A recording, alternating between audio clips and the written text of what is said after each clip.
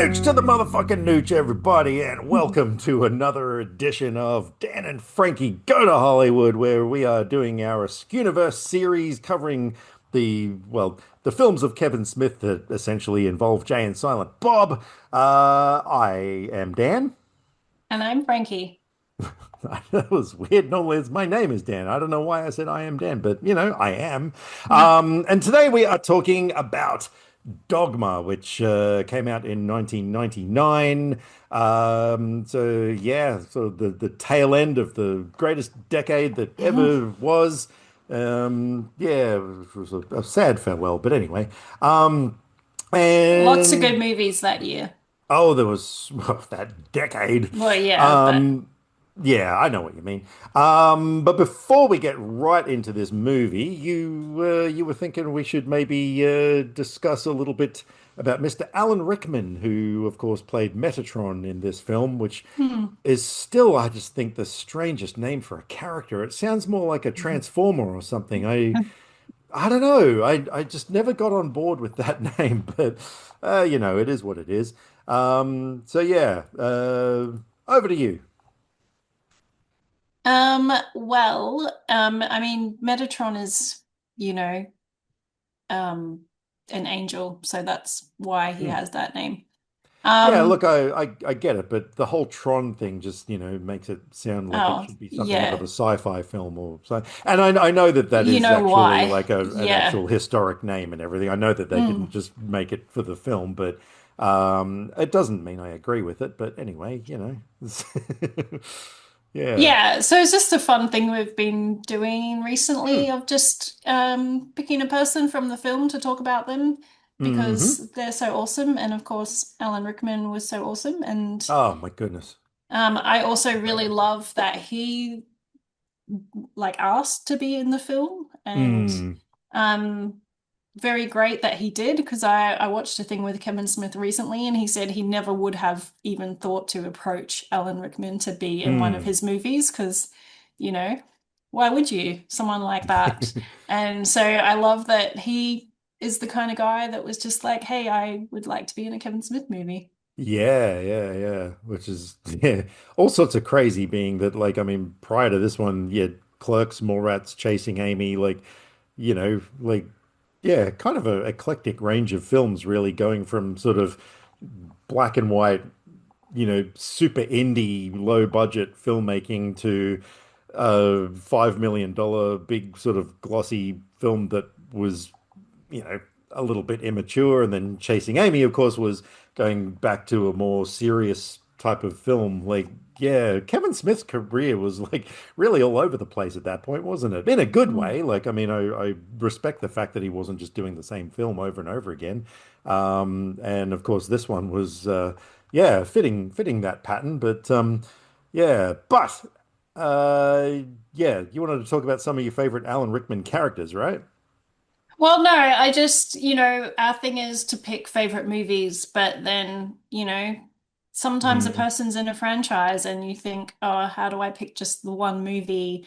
Don't remember his character things for specific movies. So I Mm. thought I would just mention the character, which of Yeah. course is Snape from Harry Potter. And that was my intro to Harry Potter. I watched the movie because Alan Rickman was in it, and I Hmm. maybe saw a picture of him. So I was just like, oh, Alan Rickman dressed in black. Like, you know, Hmm. that's pretty cool. And yeah, I do love a character that's just kind of grumpy and yeah, like Snape is. So that was Hmm. fun to watch.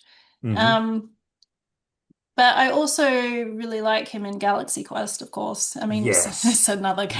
character So that's glad you mentioned that one. grumpy, which I haven't seen for a long time. I'm definitely due for a rewatch of that because, Mm. yeah, that's pretty fun. Oh Um, yeah. and some 90s nostalgia with Tim Allen being in that because I don't think I've really seen Tim Allen in a bunch of things since back then. Mm. Yeah, Um, yeah. Also, Sense and Sensibility is Hmm. a great film. So I would probably put those as my top ones. Mm. For me, it's always going to be Die Hard. Like, Mm. which from what I know, apparently that was like his first movie role in his 40s. Like he came into acting or film acting like really late. When I say really late, compared to most people who get started, in their 20s or whatever.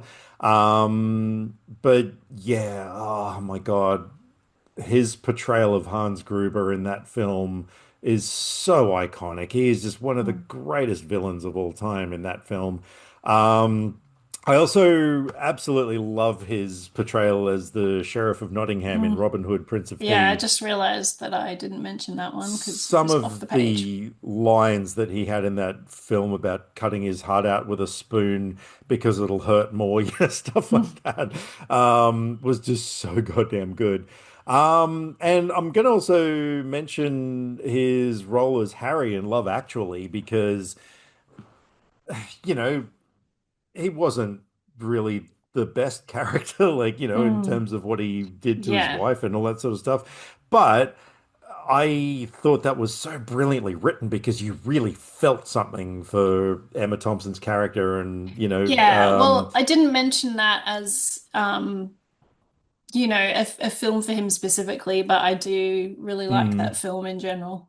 He was quite prominent in it though. But Yeah. yeah, But yeah, like you said, he's not a likable character, so yeah, but it's still a well-written character and everything, and well yeah, portrayed and I know. stuff. So I'm just yeah. saying that it didn't come to mind because I was thinking about characters, hmm whereas I don't think about his character in this, but it is Mm. definitely a film that I really like. So Yeah, yeah, absolutely. in that way.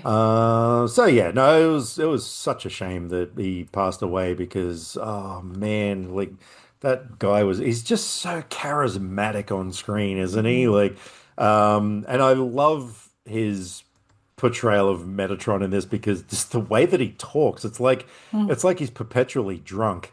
The way he slurs his words and sort of stops mid-sentence and things like that. It was so quirky and weird, but it just made it such a memorable performance.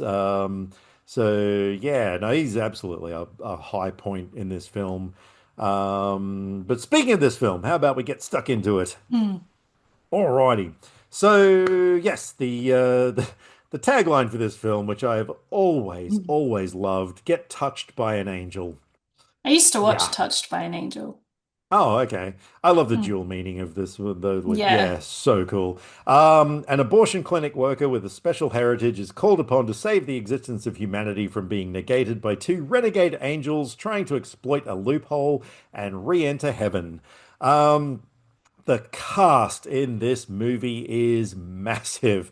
So Ben Affleck and Matt Damon are Bartleby and Loki, um, who are the angels aforementioned. Linda Fiorentino is Bethany, the abortion clinic worker, clerker. We got Salma Hayek, Jason Lee, obviously Jason Mewes and Kevin Smith, Chris Rock, George Carlin, Alanis Morissette, Jeff Anderson, and Brian O'Halloran pop back up into this thing. Janine Garofalo is in it for like 10 seconds. There are so many people in this movie, and it's such a big movie. But I think this time around, yeah, Kevin Smith really got things right in terms of, having a big budget movie and everything. Like, as much as we love Mallrats, it definitely like had its problems. And yeah, I just love this movie. I do really have nostalgia glasses for this film. Like as we were talking about before, I didn't realize just how freaking obsessed I was with this film back in the day. In that I can pretty much recite nearly every line of dialogue in the film. And yeah, I have merch and stuff from it. Buddy Christ is just over on a shelf over there. So yeah, but no, I'm a big fan. You obviously love this film Mm. too, right? Yeah, I remember going to see it at cinema. I don't remember if I had seen any other movies before this or if this hmm was the first one that made me look for other ones, but yeah, I do remember it being a big deal at the time. Mm. But yeah, it's pretty fun. It's, it's, Yeah, yeah. it's good to Um, go see it. I in terms of the nostalgia, I mean, I started using the internet in 1998, and that was around the time that this film was being made, and Kevin Smith and Jason Mewes used to frequently go onto the View Askew like website boards, the message boards, and chat to people. Um, and yeah, this whole thing led to one of the coolest things that's ever happened to me. So at the time, toy collecting was like a really massive thing. There were magazines out, that were just devoted to toy collecting and stuff like that. And so these two were obviously like huge toy collectors. And Jay was after there was a series of like 12-inch figures called Marvel Famous Covers that were based on, famous covers of comic books and stuff. And there was I think it was a couple of Fantastic Four figures that he was desperately after, and he, put a post on there like, if anyone can find these things. And we had them like quite common over here. Like for some reason, they were more common here than they were in America. And so I had said to Jay, like, dude, if you want, I'll pick these things up for you. Just, give me the word. And I didn't hear from him, but I thought, you know what, I'm just gonna take the initiative and do it. So I bought them for him and sent them over. And I've still got the printouts from the conversations we were having on the message boards and stuff, because like he was just fucking mind blown that someone would do that, and yeah, he was like, "Oh my God, man, like, is there any, can you give me a call?" Because he was working at Kevin Smith's comic book store, Jay and Silent Bob's Secret Stash, and he's like, "Give me a call sometime." I'm just like, what? Like, um, okay. So I remember one morning I was like living at home with my parents, and like I said to them, "Is it okay if I make an international call? I'll pay for it." They're like, "Yeah, yeah, cool." And so I had to get up really early one morning because of the time difference and everything. And like I rang the store and someone answered, just said comics.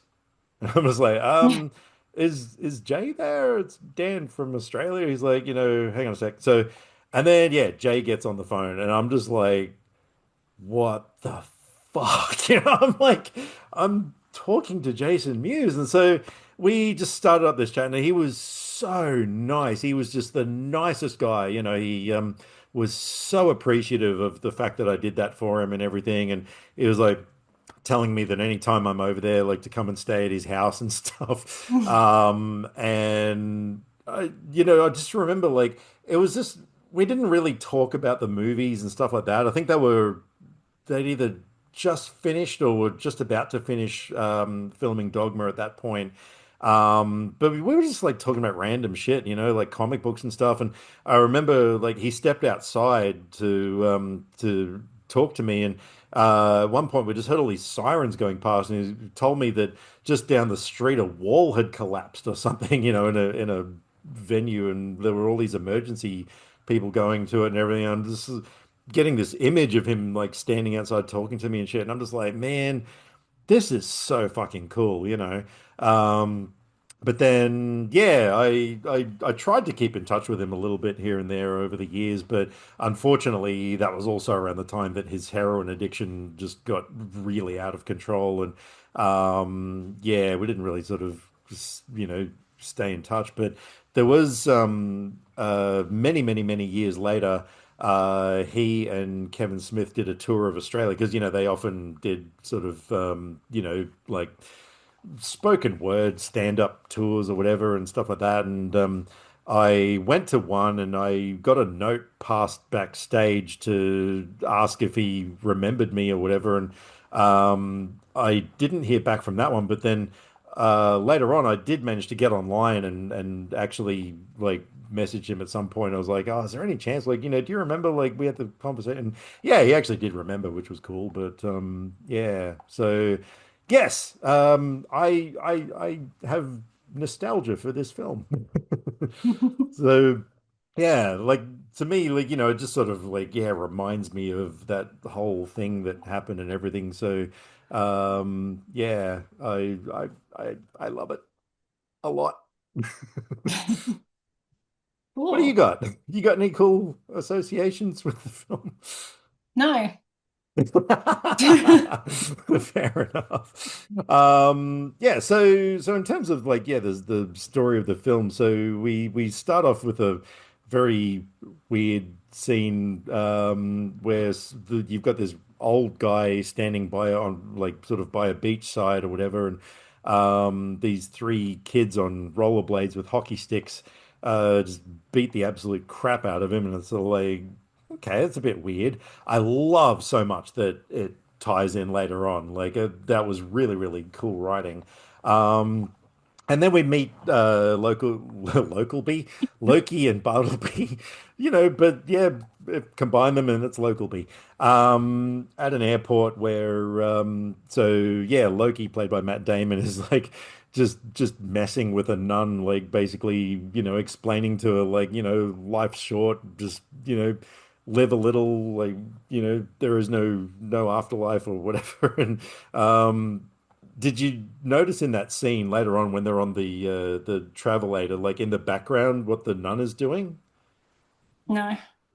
Oh, you didn't see that? So as they're going along talking, if you look in the background, the nun walks out of a pub or whatever with like a thing of beer, and someone comes out to stop her and like take it off her and bring her back in and stuff. There's a whole bunch of stuff going on in the background of that scene, which I thought was like super clever. Um, yeah, yeah, Yeah, I guess I was just paying focused on, attention to them yeah, having yeah, that yeah. conversation. I didn't notice the background in that part. Well, there you go. There's something to look out for next time. And yeah, so basically the whole plot is set up at this point. They've some mysterious person has sent them a newspaper clipping about a church that is doing a thing where basically if you walk inside, all your sins are absolved. And so yeah, they've been trying to get back into heaven, and so they realize that if they become mortal and walk through and their sins are absolved, they will go back to heaven. What they don't realize is that if they do that, it basically counters, the word of God, so to speak. It basically negates everything, there, and it will undo all of existence. So it's a pretty big stakes, really, with this thing, like Mm. the undoing of all existence. Yeah. Um, yeah. And so, yeah, we meet Bethany, played by Linda Fiorentino, who, yeah, is like having a sort of massive crisis of faith, which is essentially how this film was inspired. Like Kevin Smith had his own crisis of faith at that time and was sort of questioning everything, and that's basically how this whole film came about. And yeah, so she's visited one night by Metatron, who essentially gives her some advice that she's going to meet some prophets of a sort. Um, And I to like that whole scene of how he just appears and she appears in flames and she just douses him with the fire extinguisher and then is like, "Don't rape me." And he's like, "I can't." And then just like shows her why he Yeah, can't. yeah, that he has absolutely nothing down there. He has the Mm. Ken doll anatomy. Yeah, that was a very cool thing. I like all of those little things, about how like the angels can't drink alcohol, so anytime they Mm. drink, they've got to have something to spit it back into. Things like that. I thought were just, yeah, cool little touches. Um, and so yeah, so it turns out that the prophets who are going to help her get to New Jersey to stop the angels from getting in are our good friends Jay and Silent Bob. And I just think this movie, they were just at their peak. Like, as much as I loved them in Mallrats and for the 5 seconds they were in Chasing Amy, I don't know. I guess they kind of had more to do in this movie. Mm. Like, yeah, how do you rank like Dogma, Jay and Silent Bob as compared to the other ones? Yeah, well, definitely because it's more, yeah, it's more of a thing than in more rats they had more screen time, but it was just all, take down the show and Hmm. stuff. It was a Whereas bit this one note. time, yeah, it's a bit more, it's a bigger story. Yeah, yeah, exactly. And I love Jason Mewes' performance in this movie. I just thought, I don't know, something about like his facial expressions and everything. Like he probably because he wasn't as cartoonish as he was in Mallrats. You know, he was more of a, I don't want to use the word serious, but more of a grounded character in this film. Like he was still Jay by, by any means, but yeah, Probably I because he got told to take it seriously since he was acting opposite Alan Rickman. yeah, exactly. Yeah, actually, I should have done some research because there were some anecdotes about Jason Mewes and Alan Rickman that I can't remember off the top of my head, but there is some stuff out there that's worth looking into. Did you know Quentin Tarantino was actually initially offered a role as either one of the angels? But yeah, he declined it at the time because he just wanted to focus on directing. So. Well, Um, I'm glad because I I can't can't imagine imagine. that. No. I know, like, I mean, this is such an iconic, Matt and Ben film. So Mm. yeah, I don't know. It'd be Maybe very weird. Azrael, but that's Mm, about the only thing I can think that maybe. Yeah, but yeah, I yeah. don't know. But speaking of Azrael, yeah, so Jason Lee plays the demon Azrael in this, which was interesting because that was actually one of the things that Jay and I talked about at the time because there's a Batman character named Azrael who I was just obsessed with around the time, and my email address was even Azrael137 at hotmail.com. And yeah, I remember at the time because yeah, oh, that's right because he was asking for my email address and I gave it to him. We had this whole chat about Azrael, but this version, yeah, of course, is a demon. But I love the look of him. I love the white Hmm. suit and the pimp hat and everything. I really dig his performance. He's just got that sort of sinister kind of Yeah, it's cool he line got to delivery. play a different kind of character in this Exactly. one. Yeah. It wasn't just like, Brody or whatever again. Yeah. So no, he was very, and yeah, he just looked like he was just loving the role too. Mm. So yeah. And yeah, so of course it's like, later on discovered that he was the one who kind of set this thing in motion. So yeah, and in the meantime, we got Chris Rock as Rufus, the 13th apostle that you've never heard of because he was basically written out of the story. And yeah, like why not? But no, I'm such a Chris Rock fan. I just think he is Mm. so freaking cool. Yeah. And yeah, no different in this one. I yeah, thought he was absolutely brilliant. George Carlin is in this one as Cardinal Glick, who, yeah, is basically just sort of a like priest character, but yeah, he's always really, really cool, like in everything because yeah, he's amazing. Um, well, what did I read it? There was a thing I was reading. Playing Cardinal Glick, Carlin was not religious in real life. He was famously critical of organized religion, but found the Mm. role hilarious. His performance gave the film some extra bite. So yeah, I totally agree with that. I do also, yeah, I know that he comes back in, is it Jay and Silent Bob Strike Back? I think in a freaking hilarious scene with Carrie Fisher. So I'm looking forward to revisiting that one. And Jeff Anderson and Brian O'Halloran. Mm. Brian I O'Halloran's was playing so, another well, Hicks. yeah. I noticed Uh, that. A newsreader member of the yeah, family, I news can't even reporter, remember the first name this time round. Grant. Grant Hicks, that's right. Yep. So Mm. we've got Dante Gill. I can't remember his name in Chasing Amy now, but yeah, there's so many Hickses. So yeah, he's playing Yeah. a news reporter. Jeff Anderson is playing a gun shop salesman. Yeah, I was so happy Just when I for the heard hell his of it. voice because I didn't remember that he's Yeah. in it. Even if it's just for one scene, Mm. it's still nice. Oh man, he's just such a likable guy. Um, but there's also a whole bunch of other sort of Kevin Smith rehashes. Guinevere Turner, who was in Chasing Amy, she's the bus station attendant in this one. We got Brian Johnson and Walt Flanagan as protesters outside the abortion clinic, and I love so much that they gave Walt Flanagan a sign that says, "I would have taken that sperm." I love that so much. And Ethan Suplee is in this movie. Did you know that? No, I don't remember seeing him. Well, that doesn't Oh, surprise is me he much. the monster? He's the shit demon. Yeah. Yeah, so he's the Golgothan shit demon. Which yeah, there was like I'm glad that they went with an animatronic suit and everything, and did it practically rather than just like really bad CG, which it would have been at that time because yeah, CG had a lot to go at that point. Scott Mosier is also in this film. Did you recognize him this time around? Don't remember. No. Never seen. He was the guy on the bus who was making out with someone that was not his wife. Oh, yeah. So yeah, that was producer Scott Mosier.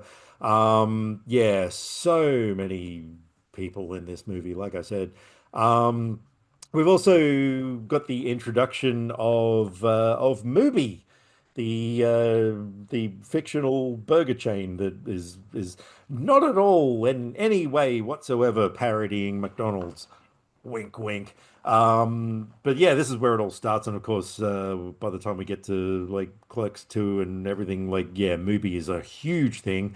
Um, and yeah, I really love though that uh, in this film it was used in the context of idolization and false gods and stuff, where you know commercialized things just get worshipped by the masses and stuff. And yeah, I thought that was quite clever. Did you feel the same way? Hmm.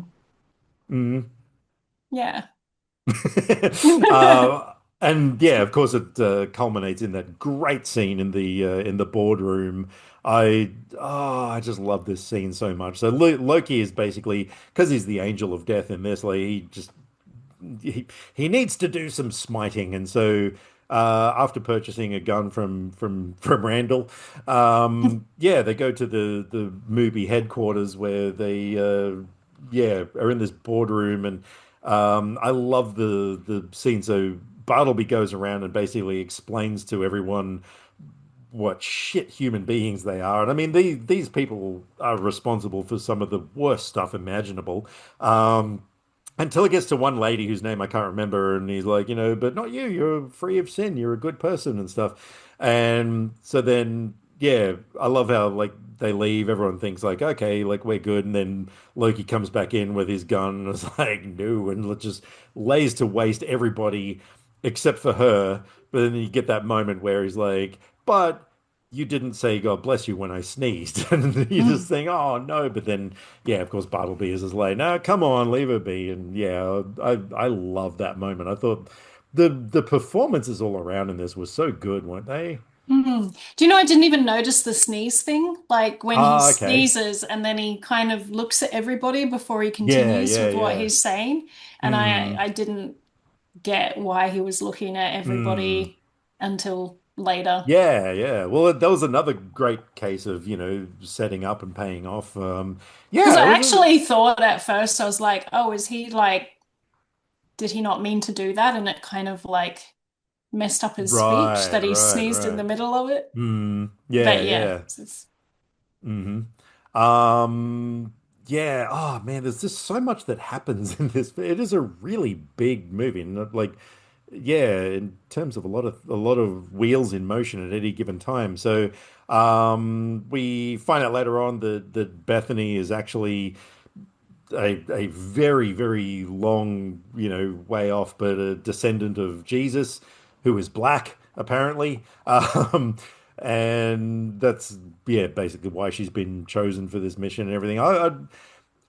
I'm sort of torn between Linda Fiorentino's performance in this movie. Like, I know everyone else was really great. I kind of felt that in a lot of scenes she was the weakest link, though. Mm. Um, Especially certain points like on the train with Ben Affleck. hmm, I don't know. I just yeah. think her playing drunk was a bit over the top. Yeah. There were just a lot of moments I just thought she just sort of, I get that her character was having this crisis of faith and everything, but I kind of felt she was just really phoning in the performance in a lot of scenes.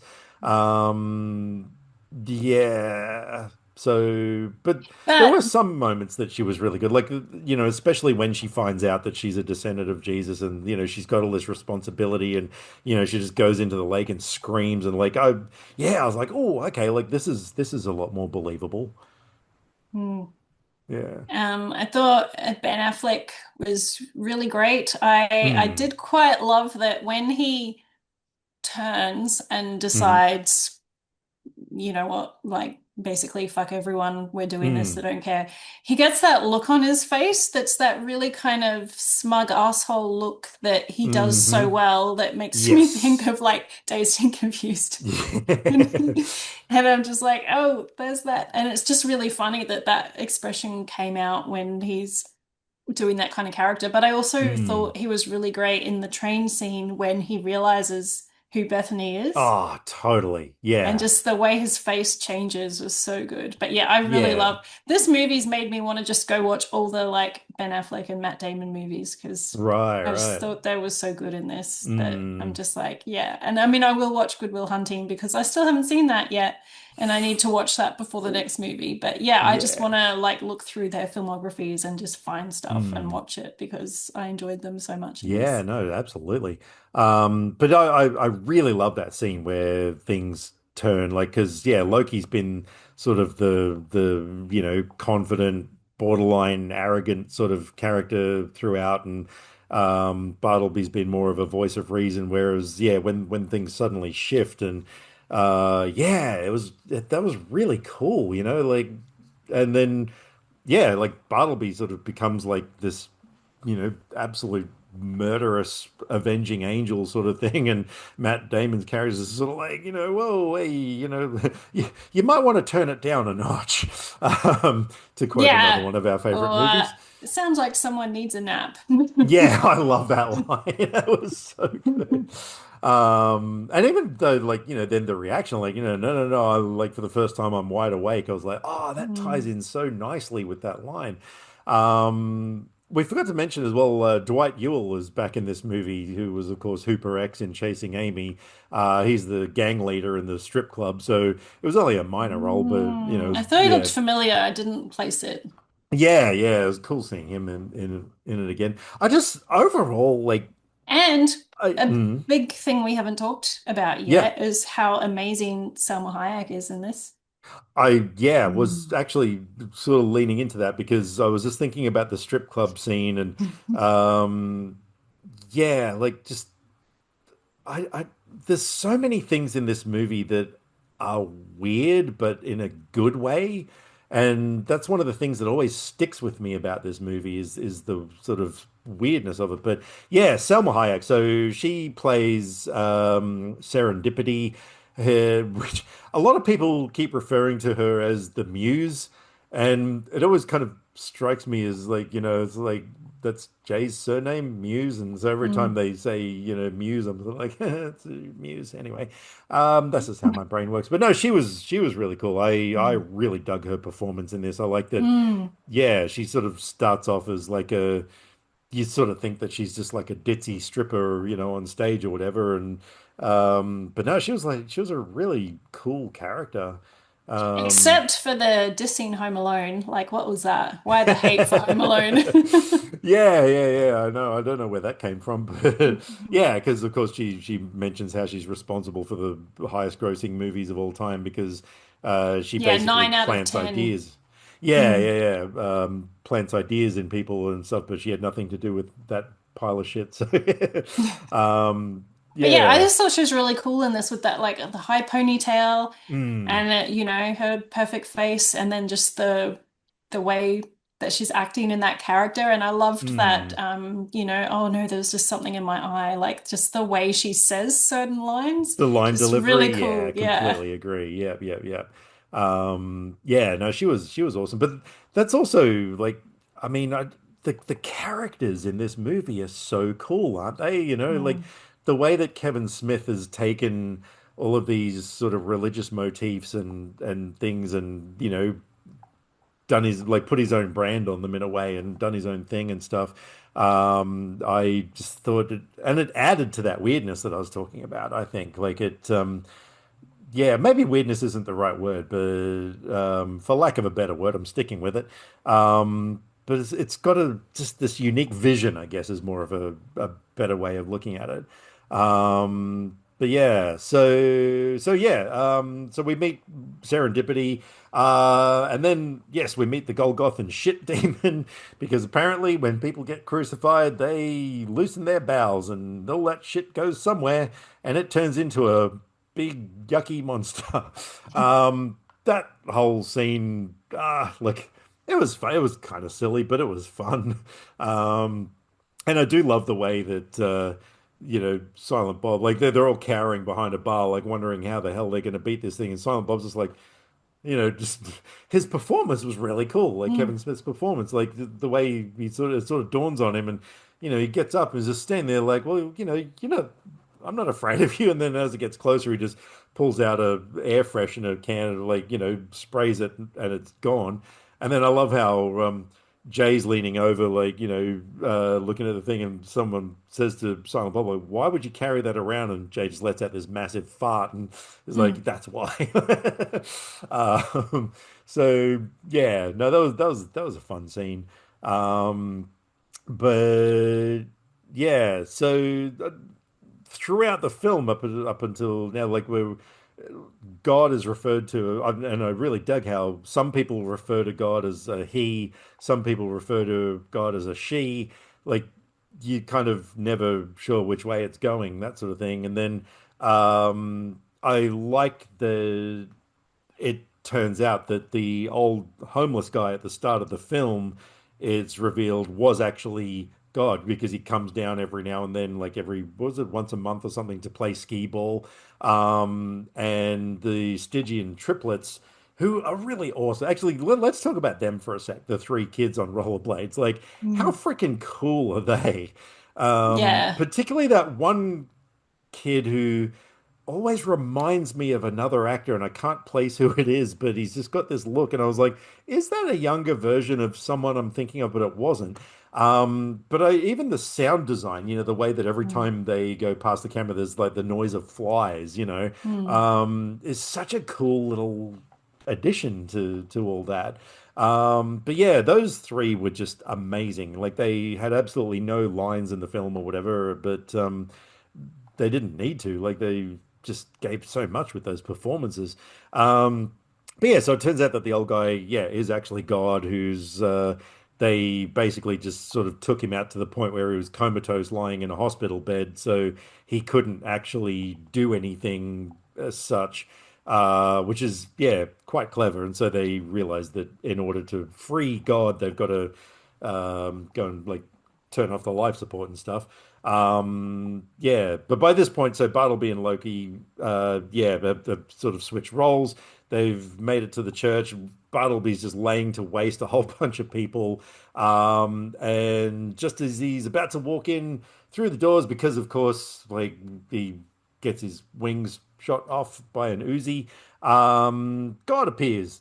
And it's Alanis Morissette, mm. which I love so much. I just thought that was so freaking cool. Like, um, I remember that yeah, being a huge thing when the movie came it out. was. It was. I was just reading this thing before. So, Kevin Smith cast her because he wanted God to be unpredictable, whimsical, and totally beyond comprehension. He thought her music embodied that vibe and that she already had that ethereal 90s mystique. And yeah, I like that it is explained that God is neither male or Mm, female or is both or can be whatever, and yeah, because I sort of remember, the first time I saw it, I was like, oh wow, okay, but then she's doing like, really weird shit, like doing handstands in a garden and just like looking at the flowers and booping people's noses, and I'm like, mm, what? But it, I don't know, kind of, yeah, it grew on me later on, I was kind of like, okay, like, yeah, because, Metatron did say that, God has a sense of humor and stuff. And, mm. this is Kevin Smith's version of God, of course, so he can do whatever he want with it. So, yeah, no, that was really cool. So, yeah. And so, yeah, essentially, God saves the day. The end. What else? What are some of your other thoughts on this thing? Because I'm really hijacking this conversation. Oh, well, that's all right. If you got stuff to say for this one, then yeah, you should be saying it. So, I um, suppose. I don't know. We've covered a lot of things now. So, Mm. Um, yeah, yeah. Did you know that Jay and Silent Bob were actually at one point almost not going to be in this film? did not know that. Yeah, there was at one point Kevin Smith was actually considering doing this film without those characters in it, and I really don't think it would have worked as well. It wouldn't have been as much of a Kevin Smith film, I don't think, if it didn't have the Jay and Silent Bob element. Yeah. So yeah, I don't know what they would have done, like, because I mean Mm. those two characters were so essential to the plot. I can't really imagine the movie without them. But yeah. Well, Yes, it did would have been you? quite different. Yeah, yeah, yeah. Were you aware of the whole thing of Kevin Smith protesting his own movie? Yes. Yeah, that's such a Mm. famous story. So, when this film was coming out, and I love all the disclaimers at the start as well. I thought, even Mm. though it was like quite a lot of reading to do before getting into the opening of the film, but like, yeah, it was really funny the way that they crafted that.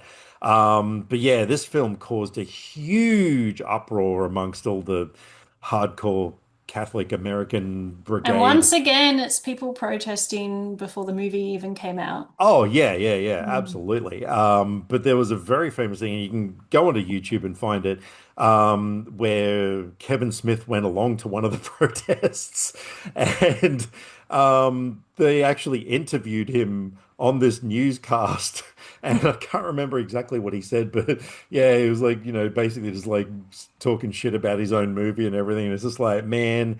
That is such a legendary move, to be there just to mock the protesters. So yeah, no, I really respected him so much for that. Yeah, that was very, very cool.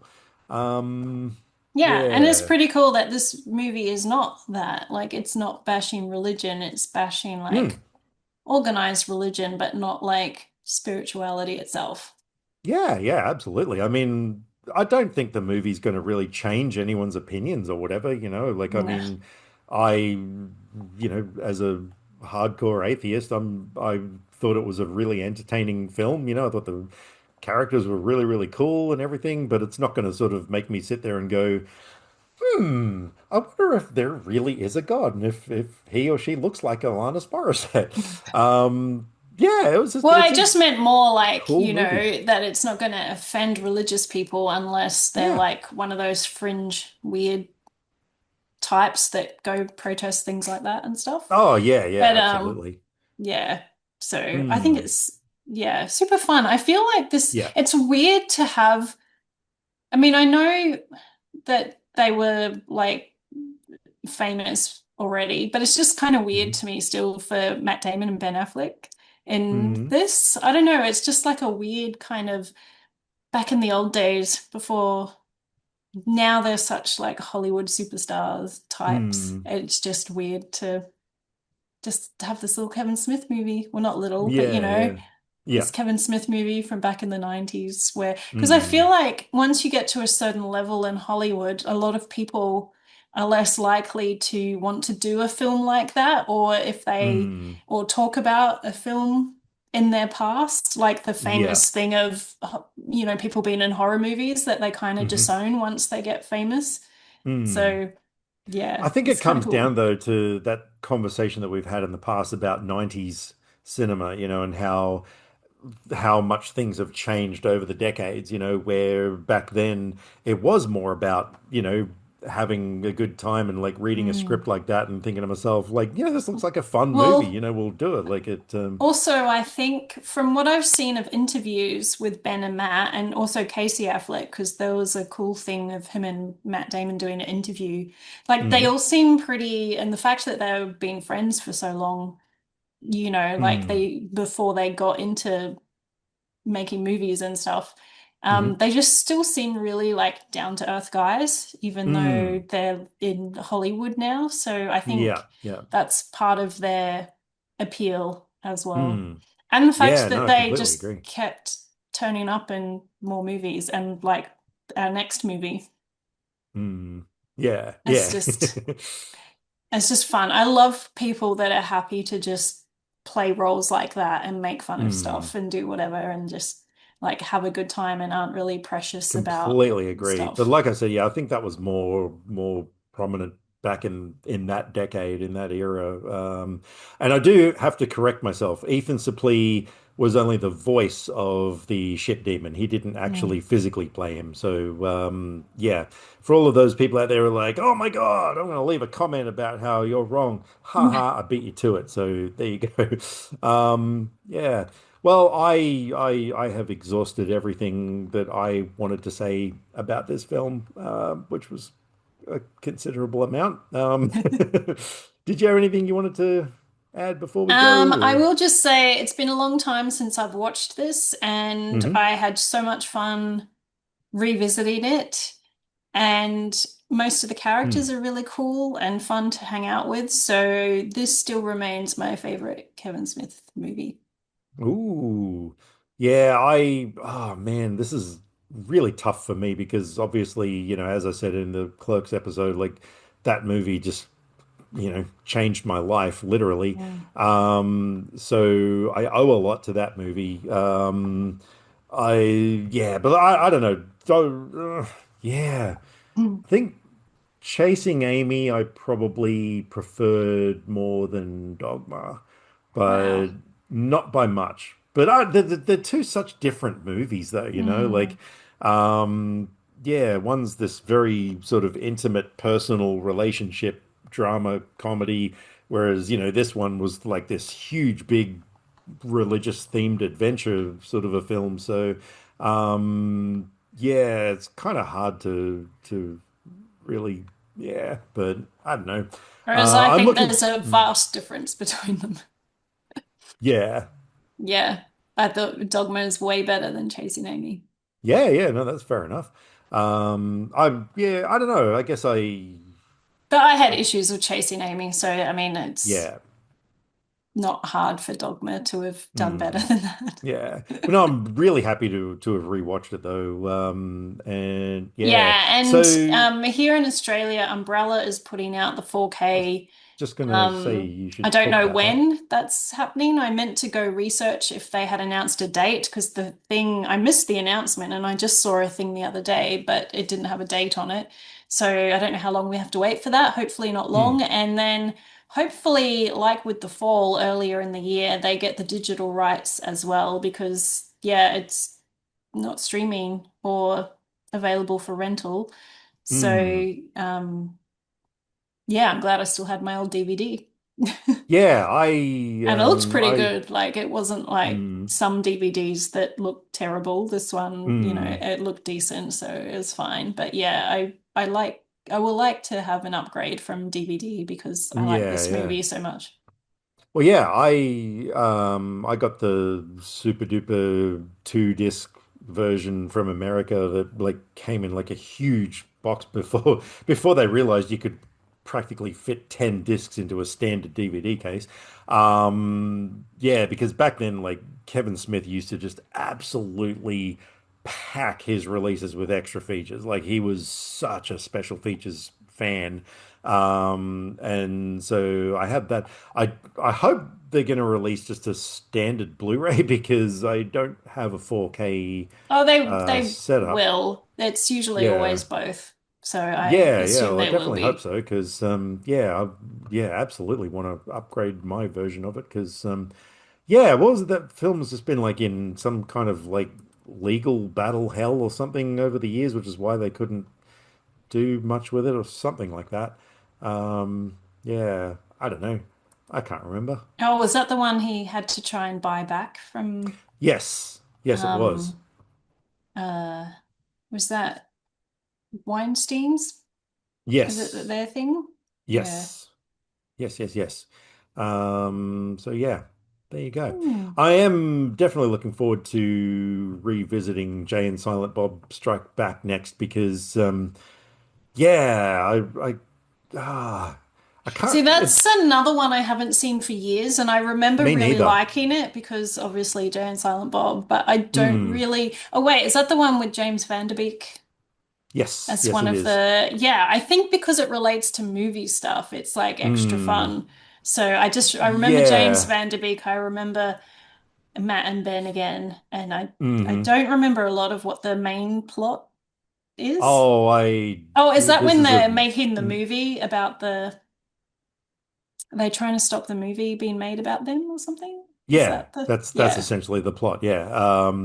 Yeah, no, this is another. I've seen it so many times, but I haven't seen it in a while, and I'm looking forward to watching it with a fresh pair of eyes because there's part of me in the back of my mind that's sort of thinking, yeah, I'm probably gonna have fun with it, but I'm probably gonna like absolutely tear it apart as well. So, Hmm. I don't know. We'll see. Yeah, but it is fun. It's got an absolutely amazing soundtrack album as well. So, there was that. So, yeah. All right. Hmm. Well, we done. Yeah. Alrighty. Well, thank you very much to everyone who stuck around for this one. And if you want to let us know where this movie ranks in your Askewniverse list, you can, if you're watching this on YouTube, there's a comment section down below where you can actually for the next one, this is going to be quite funny because there's a whole thing about comment sections on websites. Yes, let us know what you think. If you want to find us on social media, Dan and Frankie go to Hollywood. If you type it into the Google thingy, you'll find us. Come and talk to us. We don't bite hard. Austin Powers. Anyway, yes, thank you very much for sticking around. And yeah, until next time, stay safe, watch lots of movies, and bye for now.